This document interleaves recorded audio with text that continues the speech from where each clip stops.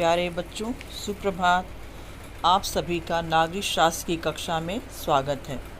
बच्चों, पिछले लेक्चर में मैंने चतुर्थ अध्याय सामाजिक न्याय के अंतर्गत न्याय का अर्थ, परिभाषा और विशेषताएं बताई थी। आज मैं आपको न्यायपूर्ण बंटवारा तथा सामाजिक न्याय का अनुसरण के विषय में पढ़ाऊंगी। न्यायपूर्ण बंटवारा। समाज में नागरिकों को सामाजिक न्याय देने के लिए सरकार को यह सुनिश्चित करना होता है कि कानून और नीतियां सभी व्यक्तियों पर निष्पक्ष रूप से लागू हों। सामाजिक न्याय का संबंध वस्तुओं और सेवाओं के न्यायोचित वितरण से भी है, चाहे वह राष्ट्रों के बीच वितरण का मामला हो या किसी समाज के विभिन्न समूहों और व्यक्तियों के बीच का मामला हो। यदि समाज में गंभीर सामाजिक या आर्थिक असमानताएं हैं तो आवश्यक होगा कि समाज में कुछ प्रमुख संसाधनों का पुनर्वितरण हो, जिससे नागरिकों को जीने के लिए पर्याप्त आधार मिल सके। किसी देश में सामाजिक न्याय के लिए आवश्यक है कि न केवल लोगों के साथ समाज के कानूनों और नीतियों के संदर्भ में समान व्यवहार किया जाए, बल्कि जीवन की स्थितियों और अवसरों के मामले में भी वे कुछ बुनियादी समानता का उपभोग कर सकें। हमारे देश में सामाजिक समानता को बढ़ावा देने के लिए संविधान ने छुआछूत की प्रथा का उन्मूलन किया और यह सुनिश्चित किया कि निचली कही जाने वाली जातियों के लोगों को मंदिरों में प्रवेश, नौकरी और पानी जैसी बुनियादी आवश्यकताओं से न रोका जाए। विभिन्न राज्य सरकारों ने जमीन जैसे महत्वपूर्ण संसाधन के अधिक न्यायपूर्ण वितरण के लिए भूमि सुधार कानून लागू करने जैसे भी प्रयास किए हैं। सुप्रसिद्ध राजनीतिक दार्शनिक जॉन रॉल्स द्वारा प्रस्तुत न्यायोचित वितरण के सिद्धांत के अनुसार समाज के न्यूनतम सुविधा प्राप्त सदस्यों को सहायता देने की आवश्यकता स्वीकार करने के लिए अवश्य ही युक्तिसंगत औचित्य हो सकता है। अब बच्चों, सामाजिक न्याय का अनुसरण विषय पर चर्चा करते हैं। सामाजिक न्याय से अभिप्राय है कि किसी देश में रह रहे व्यक्तियों से जन्म, जाति, रंग और नस्ल आदि के आधार पर कोई भेदभाव न किया जाए।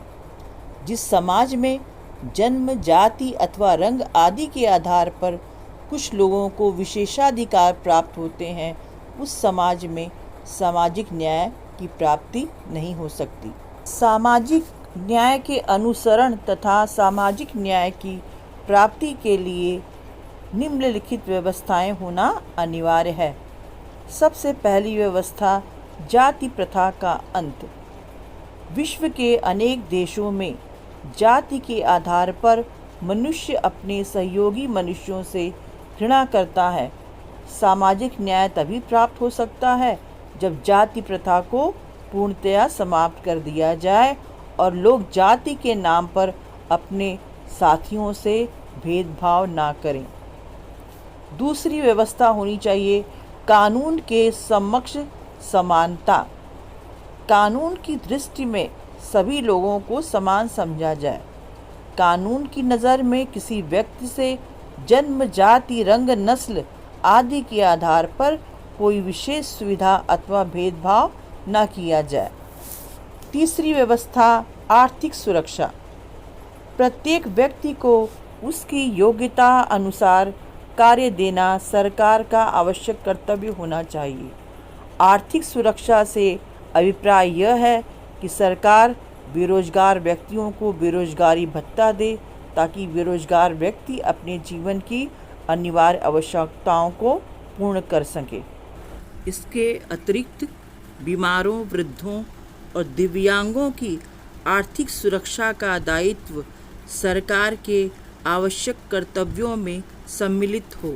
नंबर 4, विशेषाधिकारों की समाप्ति। यदि किसी विशेष वर्ग को सरकार द्वारा कुछ सुविधाएं दी जाएंगी तो ऐसे देश में सामाजिक समानता की कल्पना करना भी संभव नहीं। इसी कारण लोकतांत्रिक देशों में किसी वर्ग को जन्म, नस्ल या जाति आदि के आधार पर कोई विशेष सुविधाएं नहीं दी जाती हैं। नंबर 5, पिछड़े वर्ग के लोगों को विशेष सुविधाएं। सामाजिक समानता तभी स्थापित हो सकती है जब पिछड़े वर्ग के लोगों को विकास करने के लिए कुछ विशेष सुविधाएं दी जाएं। ये विशेष सुविधाएं या रियायतें स्थायी रूप से नहीं होनी चाहिए, अपितु कुछ सीमित समय के लिए ही दी जानी चाहिए। नंबर 6, समान राजनीतिक अधिकार। सामाजिक न्याय की प्राप्ति के लिए आवश्यक है कि सभी नागरिकों को बिना किसी भेदभाव के राजनीतिक अधिकार समान रूप से प्रदान किए जाएं। जिस देश में धार्मिक, भाषाई अथवा सांस्कृतिक अल्पसंख्यक निवास करते हों, उस देश की संवैधानिक प्रणाली में अल्पसंख्यकों की सुरक्षा के विषय में विशेष प्रावधान का होना अनिवार्य है। बच्चों, अब भारत में सामाजिक न्याय के संदर्भ में उठाए गए कदमों के विषय में हम चर्चा करते हैं। भारत में सामाजिक न्याय के संदर्भ में राज्य के नीति निर्देशक सिद्धांतों में निम्नलिखित प्रावधान किए गए हैं। सबसे पहला, अनुच्छेद 38। राज्य एक ऐसी सामाजिक व्यवस्था की जिसमें सामाजिक, आर्थिक और राजनीतिक न्याय राष्ट्रीय जीवन की सभी संस्थाओं का मार्गदर्शन करे, जनसम्मान की भलाई को बढ़ावा देने का प्रयास करेगा। संविधान के अनुच्छेद 39 के अनुसार विशेष तौर पर राज्य अपनी नीति को निम्नलिखित चीज़ों को उपलब्ध कराने के निर्देशित करेगा। सबसे पहला है, सभी नागरिक पुरुष और स्त्रियां जीवन यापन के उचित साधनों पर समान अधिकार रखेंगे। पहला, आर्थिक ढांचे का क्रियान्वयन ऐसा न हो कि सर्वसाधारण का अहित हो और संपत्ति तथा उत्पादन के साधन केंद्रित हो जाएं। इसी प्रकार अनुच्छेद 39 के अनुसार कामगारों के स्वास्थ्य, शक्ति और बच्चों की सुकुमार उम्र का दुरुपयोग न हो। पुरुषों और स्त्रियां दोनों के लिए समान कार्य के लिए समान वेतन दिया जाए।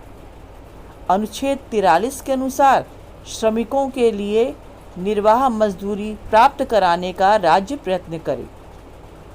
अनुच्छेद 46 के अनुसार राज्य समाज के कमज़ोर वर्गों के शैक्षणिक और आर्थिक हितों की विशेष रूप से वृद्धि करे और उनका सामाजिक अन्याय तथा सभी प्रकार के शोषण से संरक्षण करे।